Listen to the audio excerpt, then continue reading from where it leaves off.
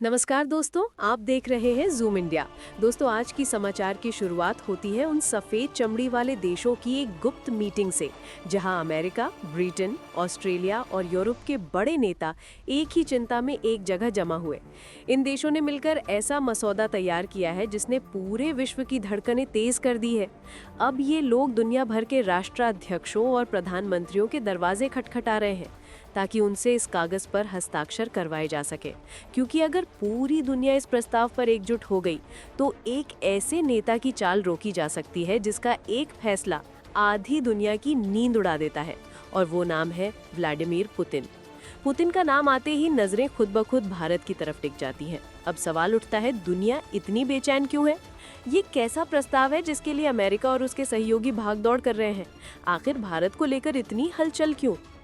सबसे पहले चलते हैं उस कमरे की तरफ जहां ये पूरा खेल शुरू हुआ। वॉशिंगटन से लेकर लंदन, ब्रुसेल से कैनबरा तक एक हाई लेवल बंद मीटिंग बुलाई गई।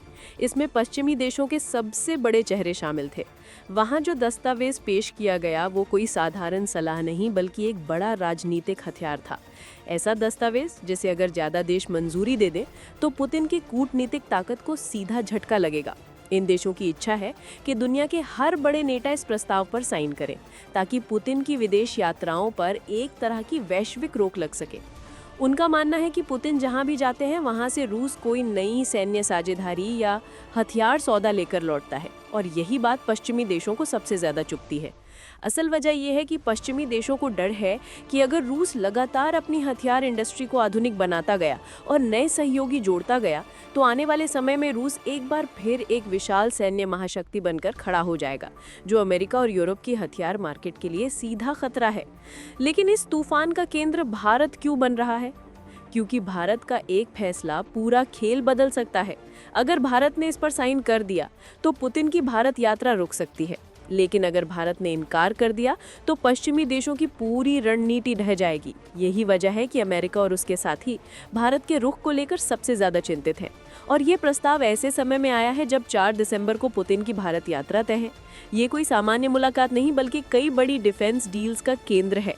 Su-57 से लेकर A-500 एयर डिफेंस सिस्टम, पनडुब्बियों के संयुक्त निर्माण और हाइब्रिड वॉरफेयर जैसी उन्नत तकनीकों पर चर्चा हो सकती है। अगर ये समझौते हो जाते हैं तो भारत एशिया की सबसे ताकतवर एयर पावर में शामिल हो जाएगा और रूस भारत का सबसे विश्वसनीय साझेदार बनने की तरफ और आगे बढ़ जाएगा। यही वजह है कि पश्चिमी देशों की बेचैनी चरम पर है। अब बात करते हैं प्रस्ताव में लिखा क्या है। इस दस्तावेज में साफ कहा गया है कि जो भी देश इस पर हस्ताक्षर करेगा उसे पुतिन की यात्रा रोकनी होगी, यानी वो अपनी भूमि पर पुतिन को आने नहीं देगा। अगर वो देश किसी अंतर्राष्ट्रीय संस्था का सदस्य है तो उसे ऐसा माहौल बनाना होगा जिससे पुतिन की बाहरी गतिविधियां सीमित हो जाएं। ये किसी सामान्य नेता के खिलाफ कदम नहीं, ये सीधे रूस के राष्ट्रपति को कूटनीतिक रूप से अलग थलग करने की वैश्विक कोशिश है। वही पुतिन जिनके नाम से पश्चिमी देशों के माथे पर पसीना आ जाता है, वही पुतिन जिन्होंने यूक्रेन युद्ध के बीच भी रूस की सेना को नए हथियारों से लैस रखा। लेकिन असल खेल यहाँ खत्म नहीं होता। ये कहानी 2023 की उस घटना से भी जुड़ी है जब इंटरनेशनल क्रिमिनल कोर्ट ने पुतिन के नाम गिरफ्तारी वारंट जारी किया था। उस समय भी कुछ देशों ने रूस पर दबाव बनाने की कोशिश की थी, लेकिन भारत, चीन, ईरान और खाड़ी देशों ने साफ बोल दिया कि हम आईसीसी के सदस्य ही नहीं हैं। इससे नतीजा ये हुआ कि पुतिन बिना किसी चिंता के इन देशों की यात्रा करते रहे और पश्चिमी देश कुछ नहीं कर पाए। भारत का रुख तब भी स्पष्ट था। भारतीय कूटनीति किसी बाहरी दबाव में नहीं चलती। अब वही कहानी दोबारा दोहराई जा रही है। पश्चिमी देश चाहते हैं कि भारत इस बार पुतिन पर दबाव डाले, लेकिन भारत जानता है कि रूस सिर्फ किसी सौदेबाजी का देश नहीं, बल्कि दशकों पुराना भरोसेमंद साथी है।